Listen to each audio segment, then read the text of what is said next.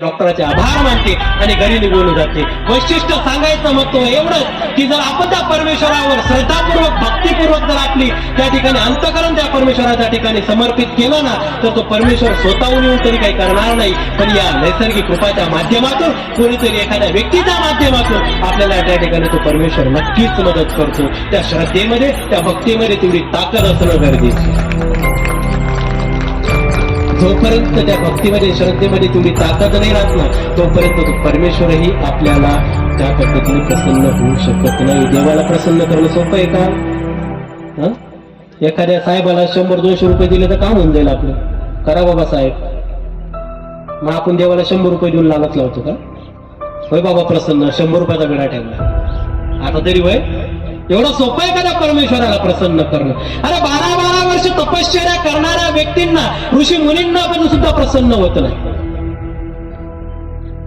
परमेश्वराला प्रसन्न करणं एवढं सोपं नाही. पण जर परमेश्वराला प्रसन्न होतही असं नाही, परमेश्वर प्रसन्न होतो होत नाही असं नाही, पण तेवढं सोपंही नाही. त्याच्यासाठी आपल्याला त्या भक्तीची पराकाष्ठा करावी लागते.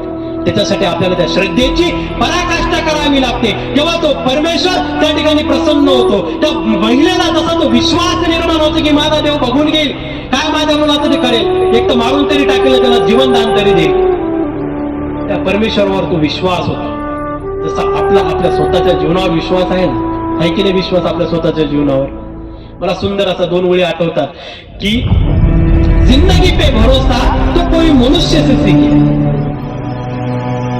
जिंदगी पे भरोसा तो कोई मनुष्य से सीखे, अगले पल का भरोसा नहीं पर रिचार्ज 1 महीने का कराता. किती विश्वास आहे आपल्या स्वतःवर आपला, आहे की नाही विश्वास? 3-3 महिन्यात रिचार्ज आपल्या मोबाईल मध्ये टाकतो. विश्वास आहे 3 महिने मी काढणारच, रिचार्ज संपल्याशिवाय मी मला संपणार, आहे की नाही विश्वास आपल्या स्वतःला? 1 दिवसाचा रिचार्ज टाकतो का आपण मोबाईल मध्ये? काय उद्याचा भरोसा, 8 दिवस वापरून घ्या. 3-3 महिन्याचे रिचार्ज आपण आपल्या मोबाईल मध्ये मारतो. तो विश्वास आहे की रिचार्ज संपेपर्यंत मी संपणार नाही. स्वतःच्या जीवनावर जसा आपल्याला विश्वास आहे ना, तोच विश्वास त्या परमेश्वराप्रती जर ठेवला ना, तो परमेश्वर नक्कीच आपल्याला पावन होणार आहे. नक्कीच आपल्याला त्या भक्तीला तो आपल्या पद्धतीने आपला स्वीकारणार आहे. तो विश्वास त्या भक्तीमध्ये असला पाहिजे, तो विश्वास त्या श्रद्धेमध्ये असला पाहिजे, तो विश्वास त्या परमेश्वराच्या ठिकाणी असला पाहिजे. तेव्हा तो परमेश्वर आपल्याला त्या ठिकाणी प्रसन्न होणार. निरर्थक विश्वास ठेवतो आपण, माणसावर विश्वास ठेवतो. माणूस कधी विश्वासघात करून जातो, मग आपण फार देवदास घेतो.